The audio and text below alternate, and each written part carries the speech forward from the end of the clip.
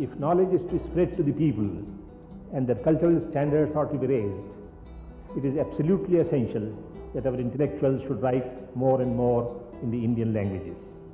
Our education has necessarily to be rooted in our past traditions, but we have also to be forward-looking and conscious of the impact of science and technology, the growing solidarity of mankind, and the one world towards which we are inevitably moving. Our intellectuals have thus to present in their life and thought a significant blending of old and new, of East and West.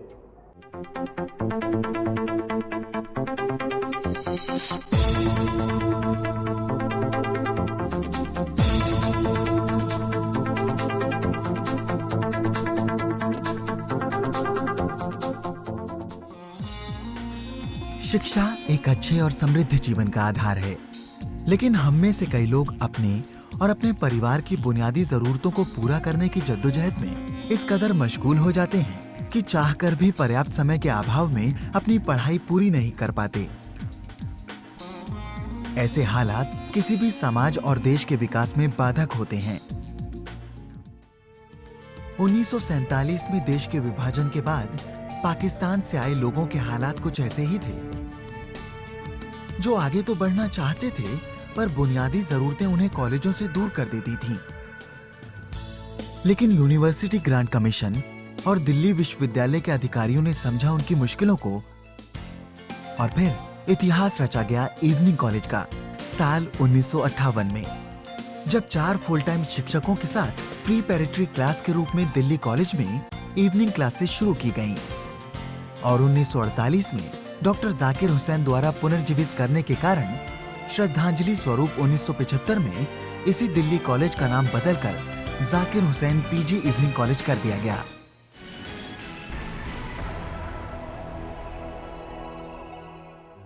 Partition के वक्त पाकिस्तान से आने वाले लोग जो आए तो उनकी तालीम मुकम्मल नहीं थी। बहुत सारे लोग ऐसे थे जो गवर्नमेंट जॉब में थे, लेकिन उनकी तालीम बीच में छूट गई थी।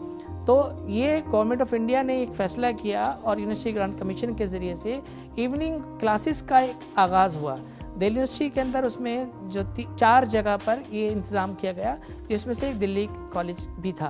तो दिल्ली कॉलेज के अंदर जब इवनिंग क्लासेस शुरू हुई तो यहाँ पर बहुत बड़े बड़े जो लोग नाम वाबस्ता हैं, जो हिंदुस्तान की एडमिनिस्ट्रेटिव सर्विस के अंदर काम करते थे और दूसरे जगह काम करते थे, उन्होंने इस कॉलेज के अंदर अपनी तालीम को जारी करके मुकम्मल किया और हिंदुस्तान की जो मुस्तकिल एक ज़िंदगी की दौड़ में अपने आप को शामिल रखा और कामयाबी के साथ अपनी ज़िंदगी को पूरा किया।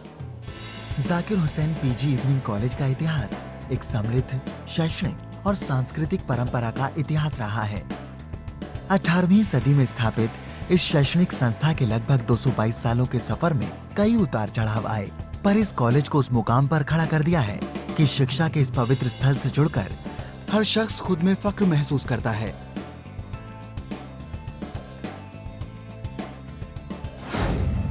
पढ़ाई के प्रति लोगों का जज्बा, खुशनुमा माहौल, दोस्ताना व्यवहार, मुश्किल घड़ी में एक दूसरे का साथ और आधुनिक सोच इस कॉलेज को अन्य कॉलेजों से अलग और बेहतर बनाता है। यही वजह है कि विश्वविद्यालय जब भी शिक्षा के स्तर को सुधारने या छात्रों के बेहतर भविष्य के बारे में कोई योजना बनाती है, तो Zakir Hussain PG evening college उसमें अग्रणी भूमिका अदा करता है। 4 ईयर अंडर ग्रेजुएट प्रोग्राम विश्वविद्यालय द्वारा की गई ऐसी ही एक योजना है, जिसे कॉलेज पूरे जोशो खरोश और शिद्दत के साथ न सिर्फ चला रहा है, बल्कि इनके उद्देश्यों को पूरा करने के लिए भी जी जान से जुटा हुआ है। ये पूरे दिल्ली विश्वविद्यालय में चलाया गया है और इसके पीछे दृष्टि ये है कि समाज और शिक्षा के बीच की दूरी कम से कम हो। अब तक क्या होता था कि हमारे बच्चे जब स्नातक करके निकलते हैं तो जिस किस्म की शिक्षा वो पाते हैं, उन्हें बाजार में नौकरियां नहीं मिलती हैं। इसके पीछे दृष्टि ये है कि विश्वविद्यालय का काम विद्वान बनाना नहीं है। विश्वविद्यालय का काम छात्रों को ऐसी शिक्षा देना है जिससे अपनी वो रोजी रोटी प्राप्त कर सके। दिल्ली विश्वविद्यालय में जो छात्र नामांकन लेते हैं, उन्हें हम आधारभूत सुविधाएं, इंफ्रास्ट्रक्चर वगैरह की दृष्टि से उनके साथ सामंजस्य नहीं स्थापित कर पाते। तो ये भविष्य के लिए एक ओपन लर्निंग टेक्निक डेवलप करने की भी कोशिश है। इस पूरी प्रक्रिया में एक एक्टिव टीचिंग मेथड आया है जो भविष्य का टीचिंग मेथड है। 4 ईयर अंडर ग्रेजुएट प्रोग्राम 4 साल का BA ऑनर्स कोर्स है जिसमें भाषा की दृष्टि से विद्यार्थियों को समर्थ बनाने, समाज और शिक्षा के बीच की दूरी को कम करने और दिल्ली विश्वविद्यालय के बड़े तबके को एक्टिव टीचिंग लर्निंग प्रोसेस के अंतर्गत लाने का प्रयास है। इस पाठ्यक्रम के अंतर्गत विद्यार्थियों को ऑनर्स कोर्स के साथ साथ अन्य विषयों की भी गहन जानकारी दी जाती है। साथ ही पारस्परिक किताबी ज्ञान से ज्यादा प्रैक्टिकल नॉलेज पर ध्यान केंद्रित किया जाता है।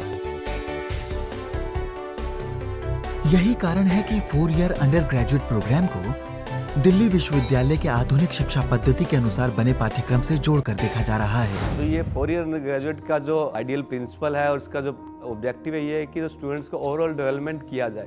जो पहले के ऑनर्स कोर्सेज थे उसमें स्पेशल फोकस एक ऑनर्स पेपर्स में रहता था। जैसे पॉलिटिकल साइंस का स्टूडेंट पॉलिटिकल साइंस पे फोकस रहता, इकोनॉमिक्स ऑनर्स का स्टूडेंट इकोनॉमिक्स ऑनर्स को ही पढ़ता था। इसमें जो इंटरडिसिप्लिनरी अप्रोच को डाला गया है, इसमें है कि जो एक स्टूडेंट है कि वो अपने सब्जेक्ट के अलावा दूसरे सब्जेक्ट का भी ज़्यादा से ज़्यादा डिटेल से स्टडी कर सकता है। दूसरा, जो पहले स्टूडेंट्स कोई किसी प्रकार रिसर्च नहीं कर पाता था, तो इसमें एक रिसर्च कंपोनेंट 4th ईयर में डाला गया है कि जो 4th ईयर में स्टूडेंट आएगा वो रिसर्च करेगा और ज़्यादा रिसर्च ओरिएंटेड सब्जेक्ट्स को पढ़ेगा। और तीसरा इसमें कंपोनेंट ये है कि इसमें सभी स्टूडेंट्स को MA प्रीवियस लेवल तक की डिग्री मिलेगी। जो 4 ईयर कोर्स करेगा दिल्ली यूनिवर्सिटी में उनको MA 1 साल की करनी पड़ेगी। और चौथा ये है कि इसमें कॉलेज में रिसर्च कंपोनेंट को लाया गया है। इस पूरे प्रोग्राम को प्रोजेक्ट रिसर्च बेस्ड स्टडी के रूप में तैयार किया गया है। इंटरडिसिप्लिनरी अप्रोच, रिसर्च कंपोनेंट और फाउंडेशन पेपर इस प्रोग्राम के मुख्य बिंदु हैं।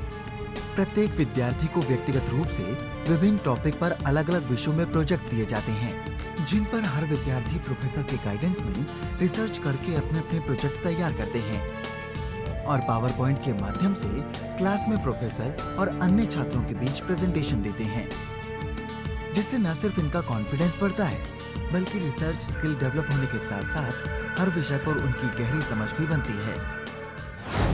जो हमारा ये पावर पॉइंट प्रेजेंटेशन है उसे हमें सबके सामने बुला के प्रेजेंटेशन ली जाती है। उससे ये होता है कि हमारे अंदर का जो हेजिटेशन है वो दूर हो जाता है।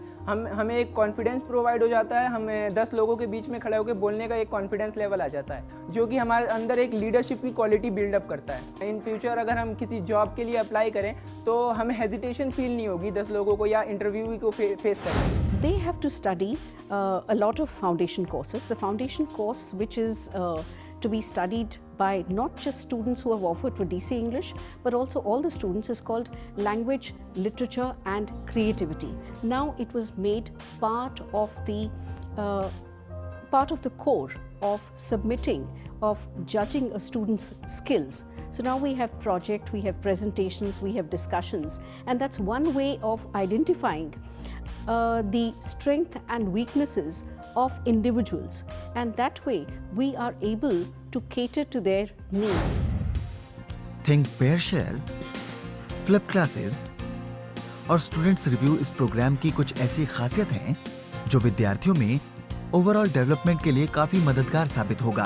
पहले जब कॉमर्स में भी इसी तरह टीचिंग होती थी, this is only for classroom teaching, but now in 4 year program students को हम प्रैक्टिकली नॉलेज देने की कोशिश करते हैं। आपको डेटा कलेक्ट करके लाओ, कोई बिजनेस फर्म का या कोई रिपोर्ट्स जो उनके एनुअल रिपोर्ट्स हैं, फाइनेंशियल स्टेटमेंट्स हैं किसी कंपनी की, और उसके अकॉर्डिंग एक एक्सपेरिमेंट करो कि पिछले 10 साल में उनकी कंपनी ने कितना प्रोग्रेस किया।